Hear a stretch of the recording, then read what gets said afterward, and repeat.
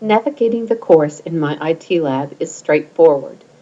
When you arrive at the Today's View screen, which is the default view that you are seeing now, you will notice that there are three sections.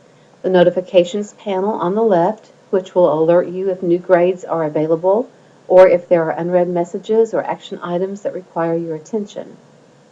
The center portion is where you will see for now the welcome message, although I may use this area later on for additional announcements, so you'll always want to look and see if there might be something new there.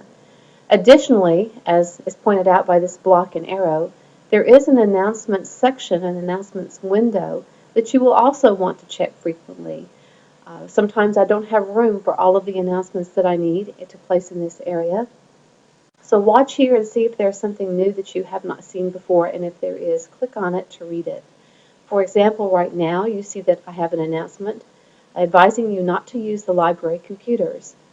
Now, that may seem odd to you, but as you read the content of the announcement here, you will see that the library computers have not been properly configured to run myITLab. If you use them for quizzes and training exercises, historically at least, students have found that they freeze up and you're unable to complete an exercise.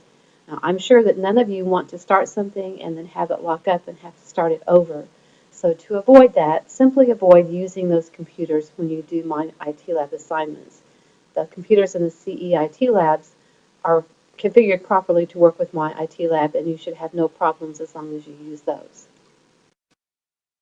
You'll also see a calendar here in the right-hand panel. Each little icon that you see corresponds to an assignment that is due on that day. You can click on that icon to see more details about the assignment, but we'll take another look at how you can view assignments here as well. Let's just go right on into that. The Assignments tab is where you'll spend a lot of your time in myITLab. This will show you a list of all of the assignments that are due, the due date and time, the number of attempts you have, and the status. And here you see, beginning of the semester, we really haven't started any of these yet, but you can see a list, again, of the quizzes, the training exercise, the homework project that is due in the first or second week of classes. You also, again, see the date and time that it's due, the number of attempts that you have, and so forth.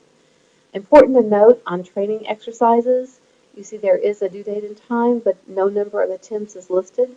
That is because you have unlimited attempts at those. You can do them as many times as needed to bring that score to 100%, as long as you do it prior to the due date.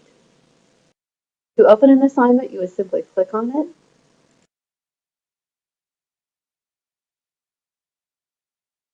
And this is telling you that this is the first quiz, and therefore I have increased the number of attempts on this first quiz to 10. However, through the rest of the semester, that will be limited to 3. And we can start the quiz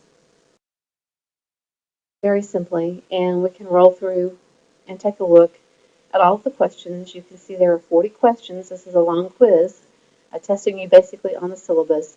You would select the appropriate answer and then move to the next question, and when you are done, you could submit that for grading.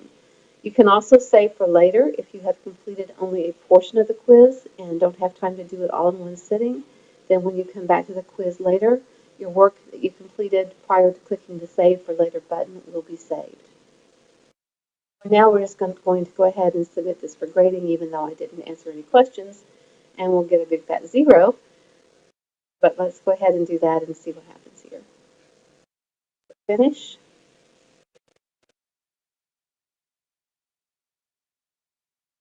Return to course.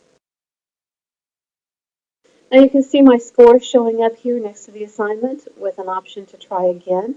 I could click try again to go back to the quiz, or I could reopen it from here. You also, when you complete an assignment, will be able to click the down arrow next to the assignment and click View Submissions, and that will take you to a screen where you can see the work that you submitted and gain some feedback about what might or might not be wrong. Of course, there's really nothing to see on this attempt, but we'll look at View Submissions in a future video when we talk about your homework projects, and we'll take a look then to see the information that is supplied. The Grades tab gives you another way to look at your grades. And again, it's showing me I've only attempted the one item, but the grade currently is 0. As I go back and redo that quiz, we'll see this grade change. On all of your assignments this semester, no matter how many attempts you have, it is only the highest grade that is recorded, and that is the one that you will see listed here. On the Grades tab, if I wanted to look at it, the individual assignment, again, I could open it from here or view the submission from here.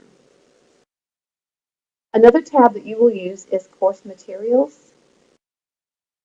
This presents a slightly different view of all of the items that are available to you. You can see there are folders out here for the course syllabus and the course schedule.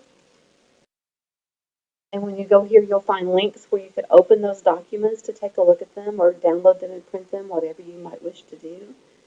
This is the back button. And the reason I show you this is you want to pay attention, at least on a daily basis, I would say, and take a look. I sometimes place new things, new items out here that aren't assignments, but might be helpful hints. For example, on this YouTube channel and handouts, this provides a link that takes you directly to the YouTube channel for this class. And there's also a document out here that contains tips for completing homework projects. So if you see an announcement from me to check under course materials and look for a particular handout, this is where you will come to do that. It is also possible that at times I may place information in a particular Excel or Access chapter. Open the Excel folder, you'll see there's a subfolder for every chapter that we cover. And it's, again, not unlikely that I may place some additional documents that pertain to a particular chapter inside this folder. So, again, course materials will allow you to see those things that you do not see by strictly looking at the assignments list. Today's view, and that concludes the walkthrough of your How to Navigate the myITLab course.